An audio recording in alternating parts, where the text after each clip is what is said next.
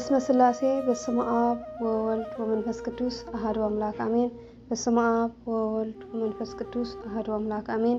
በስመ አብ ወወልድ ወመንፈስ ቅዱስ አሐዱ አምላክ አሜን። ሰላም አምላክ ምሳኹም ይሁን ስድራ እግዚአብሔር ከመይልኹም አነ ሰላም እግዚአብሔር ይመስገን። ንስኻትኩም ድማ ሰላም ክትኮኑለይ ተስፋ ይገብር።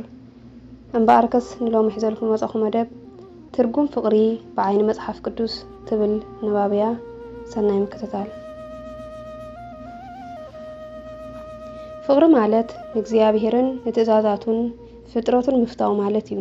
በመሰረት ምህሮ መጽሐፍ ቅዱስን ቅድስት ቤተክርስቲያንናን ሐቀኛ እምነት ግለጽ እግዚአብሔር ትእዛዛቱን ፍጥረቱን ሁሉ ምፍታው ብፍላይ ድማ እግዚአብሔርን ሰብን አብሊጽ ካብ ምፍታው እዩ። ፍቅሪ በመንጽር መጽሐፍ ቅዱስ ኣብ ሓሙሽተ ይኽፈል። እቲ ሓደ መለኮታዊ ፍቅሪ። እዚ ዓይነት ፍቅሪ እግዚአብሔር ምምላኽን ትእዛዛቱ በመሕላውን ዝግለጽ እዩ። ቀዳማይ ዮሐንስ ምዕራፍ 5 ፍቅሪ 2-3 ንእግዚአብሔር በመፍቃርን ትእዛዛቱ በመሕላውን ኢና ነቶም ደቂ እግዚአብሔር ከም እንፍቅሮም እንፈልጥ። እግዚአብሔር መፍቃር ማለት ትእዛዛቱ ምሕላው ማለት እዩ። ትእዛዛቱ እውን ከበድቲ ይኮኑን። ካልኣይ ሰብኣዊ ፍቅሪ። ሰብኣዊ ፍቅሪ ንሰብ ከም ህይወትካ ምርኣይ ሮሜ 13:8-10 እንትርፊን ሰንሳትኩም ምፍቃር ምስ ሓደ እኳ ካልእ ዕዳ ኣይሃልይኹም። እቲ ንብጻዩ ዘፍቅር ንሕጊ ፈጺምዎ እዩ እሞ እቲ ኣይትዘሙ፣ ኣይትቕተል፣ ኣይትስረቕ፣ ብሓሶት ኣይትመስክር፣ ዘይናትካ ኣይትመነ ዝብል ካልእ ትእዛዛት እውን ንብጻይካ ከም ነፍስኻ ፍቅሮ ብዝብል ትእዛዝ ተጠቃሊሉ እዩ። ፍቅሪ ንብጻዩ ክፉ ኣይገብርን እምበኣር ፍቅሪ መፈጸሚ ሕጊ እዩ። ሳልሳይ ኪዳናዊ ፍቅሪ።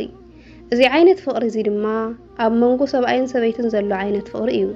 ኤፌሶን ምዕራፍ 5:23-33 ከምቲ ክርስቶስ ርእሲ ቤተክርስቲያን ዝኾነ ሰብኣይ ከዓ ርእሲ ሰበይቱ እዩ። ክርስቶስ ድማ ናይታ ሰብነቱ ዝኾነት ቤተክርስቲያን መድሕን እዩ እሞ ከምቲ ቤተክርስቲያን ንክርስቶስ እትእዘዞ ከምኡ ድማ ኣንስቲ ንሰብኡተን ብኩሉ ይተኣዘዝኦም። ክርስቶስ ንቤተክርስቲያን ከም ዘፍቅራ ንባዕሉ እውን ቤዛ ገይሩ ከም ዝሃባ ኣቱም ሰብኡት እውን ነንስትኹም ኣፍቅርወን። ራብዓይ ናይ ርህራሄ ፍቅሪ። እዚ ዓይነት ፍቅሪ ድማ ፍቅሪ ውልድን ወላድን ዝገልጽ ዓይነት ፍቅሪ እዩ። ኤፌሶን ምዕራፍ 6:1-4 ኣቱም ውሉድ ግቡእ እዩ እሞ ንወለድኹም ብጎይታ ተኣዘዝዎም። ሰናይ ክኾነልካ ኣብ ምድሪ እውን ዕድሜኻ ምእንቲ ክነውሕ ኣቦኻን እኖኻን ኣኽብር። ንሳ እውን ናይ ተስፋ ቃል ዘለዋ ቀዳመይቲ ትእዛዝ እያ። ኣቶም ወለዲ እውን ብናይ ጎይታ ምኽርን ተግሳጽን ደኣ ኣዕብይዎም እምበር ንደቅኹም ኣይተቆጥዕዎም። ሓምሻይ ፍቅሪ ጎይቶትን ኣገልገልትን እዮም። ኤፌሶን ምዕራፍ 6:5-9 ኣቶም ኣገልገልቲ ነቶም ብስጋ ጎይተትኩም ብፍርሓትን ብራዕድን ብቕኑዕ ልብን ከም ንክርስቶስ ጌርኩም ተኣዘዝዎም። ፈቃድ እግዚአብሔር ከም ዝገብሩ ከም ኣገልገልቲ ክርስቶስ እምበር ንሰብ ከም እትሕግሱ ንይምሰል ከም እትግዝኡ ኣይትኹኑ። ንሰብ ዘይኮነ ንጎይታ ከም እትግዝኡ ብትግሃትን ብሰናይ ድሌትን ተገዝኡ። ኣገልጋሊ ኾነ እቲ ተገልጋሊ ነፍሲ ወከፍ ሰናይ ዝገበረ ካብ እግዚአብሔር ዓስቡ ከም ዝቕበል ፍለጡ። ምፍርራሕ ሓዲኩም ልክዕ ከምኡ ግበርሎ። እቲ ኣብ ሰማይ ዘሎ ናታትኩምን ናታቶምን ጎይታ ገጽ ሰብሪኡ ዘየዳሉ ምዃኑ ትፈልጡ ኢኹም።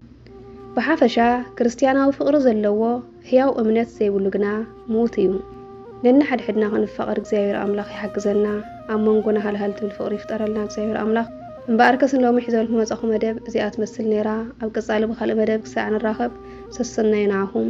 ወስብሃት ለእግዚአብሔር ወለወላዲቱ ድንግል ወለመስቀሉ ክቡር ይትአኮት ወይስባህ ስሙ ለእግዚአብሔር አምላክነ ወትረ በኩሉ ጊዜ ወበኩሉ ሰዓት